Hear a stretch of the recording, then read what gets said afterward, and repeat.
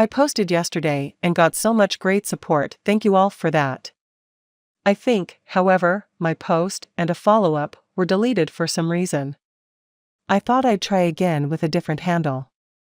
Here's what I wrote yesterday, and then the follow-up below. Thank you all again for the support and understanding. I found out last weekend that my fiancé is almost definitely cheating on me, 99% sure, and I have never felt like this. Completely broken-hearted and disillusioned. Long story short, she told me she was going to a concert with her friend. Her friend had scored an extra ticket and asked her. I was happy for her, told her go ahead, have fun. I got a text from a friend later on that night with a bro, isn't that XXX message. A friend at the same concert saw my fiancé and her female friend with 2 men. In the pictures, he sent 3, the guy has his arms around my fiancé in the middle of the crowd, and in one they are kissing. Not a friend kiss, either. Lip lock, totally into it. I almost threw up when I saw them. Definitely her, same outfit, etc. And one was a pretty clear close-up of her profile, and I also recognized her friend. I don't know the guy. I was so broken and ill, I didn't know what to do. I left the apartment and just started walking. I then texted a friend and asked if I could come by. He said sure. As soon as he saw me he knew something was really wrong and sat me down and I spilled it. I cried, the whole works. He was the best, took care of me, got me drunk and high, and we sat around all night just talking and drinking. I ended up crashing at his place. I wake up, it's a Sunday, I feel like shit, it's already after 10, and I've got a dozen texts from her. Where am I? Why am I not answering? Am I in the hospital? She's going nuts, she says. I just texted her the pic of her kissing the guy, no comment. Then she starts calling and texting non-stop, so I just turned the phone off. I haven't been back to our apartment, haven't talked to her. I blocked her cell phone. I can't even see her. I'm afraid of breaking down in front of her, and I don't want to do that. We were supposed to get married in April, we were knee-deep in planning. She seemed so happy and excited about our future. Now it's all gone. A few friends know, and are behind me.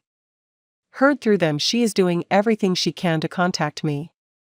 She showed up at my work Monday morning, but I refused permission for her to come up. I also leave by the alley entrance, because a colleague texted me yesterday she was sitting in her car outside work. I know eventually I'll have to talk to her, if only to get my shit out of the apartment and cancel the lease and all that. But fuck. I am broken. Thanks for letting me vent here. Then I posted a separate update. First, thank you so much to all who gave support, advice, well-wishing, all of it. And also Reddit gold. I was and am overwhelmed not only by all the kind words, but also by the number of people who have had similar experiences. I wish I could reply to all of you, so I hope this is good enough. Thank you. My brother flew in yesterday and got an Airbnb through Tuesday, so I am now staying with him. He is awesome and I am lucky to have him here. As many of you have pointed out, I am lucky to have him, and my other awesome family, as well as a great circle of friends. They have been amazing. You do find out who you can count on when shit like this happens. So, I talked to my ex last night, and yes, she is an ex, after having a long talk with my brother about it. He was there, but gave me some privacy. It was awful, as you can imagine, and worse than I even expected, and I was bracing for it to be bad. As soon as she answered she started crying, so of course I started crying, and it sucked, because I really didn't want to cry either on the phone or in front of her. When we could finally talk, she just started apologizing and crying and begging me to come back home. I'll spare you all that was said because frankly, it even hurts to write this down. But long story short, when I could get under some control, I asked her who the guy is, what had been happening, and basically said you need to tell me all of it, right now. So she told me her friend, who she went to the concert with, and her boyfriend, who the friend was at the concert with, had introduced them when they were all out in June for drinks and dinner. I was visiting family. She said it wasn't a setup or anything, the guy just happened to be there at the same time.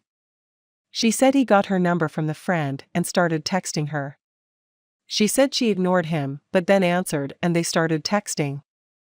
She kept saying she didn't know why she did it. I fucking hate to even write this. She met him for drinks and they went to his place and had sex. She said they've had sex maybe half a dozen times, all at his place, after I basically forced her to tell me, but not sure I believe that for reasons I don't even want to get into.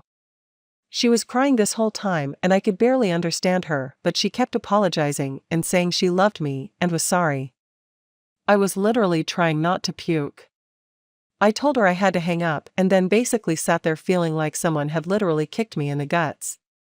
Couldn't breathe, all that. Worst feeling ever. I went and took a walk alone and just zoned out for a bit and then went back and sat with my brother for a bit and we talked and frankly he just sat there hugging me hard. I don't know what I would have done without him there. So yeah. I sent her an email late last night, telling her I'd be there Saturday with my brother and best friend to get my stuff. Told her not to be there. Told her I had already talked to leasing company. They are letting me out of the lease at the end of October, so told her she can stay there till then, rent is already paid and I will get deposit back too, which is awesome. Told her to deal with any wedding stuff. We have a deposit in on a reception venue that we'll probably lose, I don't give a fuck. I told her I don't want a single thing of ours together, she can keep all that shit. I told her I don't want to talk to her or see her anymore. She replied this morning, but I haven't read it yet, don't really plan to today. So that's where things are. Again, thank you to all of you who have been so supportive. It really means a lot to me.